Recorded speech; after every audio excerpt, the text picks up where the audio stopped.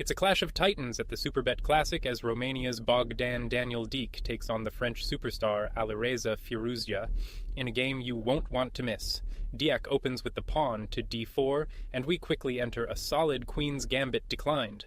Firouzja develops his light-squared bishop out to f5, creating a very solid, well-known structure. Both sides continue with standard development. Pieces come out, white castles his king to safety, and black prepares to do the same, setting the stage for a complex middle-game battle. And here's the first spark. Deac plays the brilliant bishop to d3, offering a pawn sacrifice to break open lines against black's solid setup. A fantastic idea. Firouzja accepts the challenge, snapping off the bishop on d3. And Deac follows up with the only move that makes the whole idea work. Queen takes the bishop on d3. And here's the point. If the bishop moves to d6, white smashes through with pawn to e4. After knight takes the pawn on e4, knight takes that knight back, and white is simply winning a rook. Firouzja avoids that trap, developing his bishop to b4 and then a5. Deac responds by pushing his queenside pawns to b4 and b5, grabbing space and kicking black's knight. The queenside opens up with a flurry of pawn captures. With the files now open, both players reposition their pieces, with black's queen landing actively on d5, eyeing the action. The tension continues to build. Deac maneuvers his knights to ideal squares, while Firouzja creates a pesky passed pawn on c3, and lands his own knight on the powerful e4 outpost. White's knight hops into c5, a fantastic square that puts even more pressure on black's position. But look at this, an incredible counterpunch from Firouzja. Knight to d2 is a brilliant sacrifice, completely disrupting white's coordination and turning the tables. Deac finds the only good reply, correctly taking the knight on d2. Any other move would have been much worse. And Firouzja keeps the pressure on with the great recapture. Pawn takes knight on d2, the only move to keep his advantage churning. White's queen simply recaptures the pawn on d2. And here, in a critical moment, Firouzja lets the advantage slip. He had a chance to really press white. The much stronger try was knight to c4. After queen to c3, the knight takes the bishop on a3, queen recaptures, and with bishop to d6, black's initiative is overwhelming. But in the game, he pushes the pawn to e5, and just like that, the chance is gone, allowing white to equalize. Deac immediately seizes his chance with the pawn push to e4.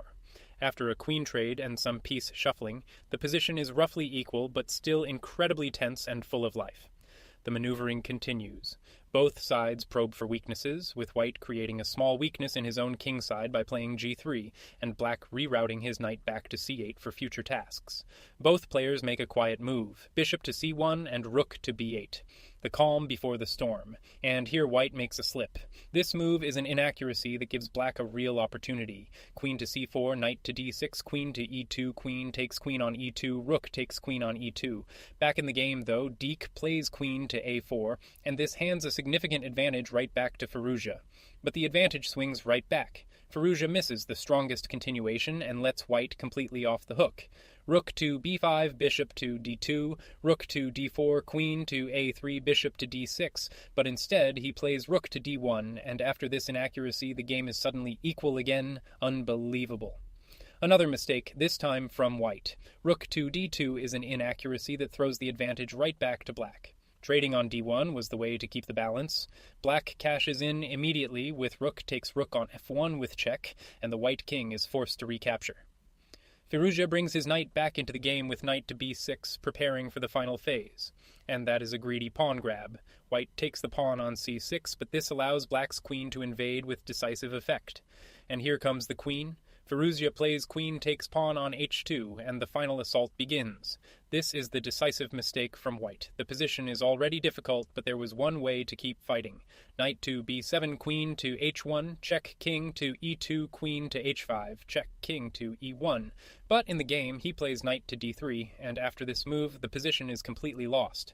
The attack is just too strong, and Firouzja is ruthless. Queen to h1 is a great check, the only move to continue the attack, and it forces the white king out into the open. The king is forced to step forward to e2, where it's incredibly vulnerable. And now the killer blow, bishop to d4, another fantastic only move that cuts off the king's escape. And the devastating threat is, if the rook moves to c2, black plays rook to c8, the queens are exchanged, and black is simply winning a piece. White misses the only defensive try, and this just accelerates the end of the game. Knight to e1, rook to c8, queen takes rook on c8, Check knight takes queen on c8, rook takes bishop on d4, but instead he plays rook to d1, which allows a decisive check. And there it is. Firouzja finds the great queen check to h5, the only move to seal the deal. The white king is driven back to the terrible e1 square. Now the final piece joins the party as black's rook swings to c8 with crushing effect. White's queen move is a desperate, futile attempt to survive. And this is the final nail in the coffin. Queen to f3 creates unstoppable threats, and white has no defense, and at this point Bogdan-Daniel Deac resigned. Alireza Firouzja takes the win. The position is completely hopeless, and here's just one sample of what he saw. If white tries bishop to b2, the rook comes to e8. After the bishops are traded on d4, the rook takes the pawn on e4 with check, and after the queen takes the rook, black is up decisive material with a continuing attack.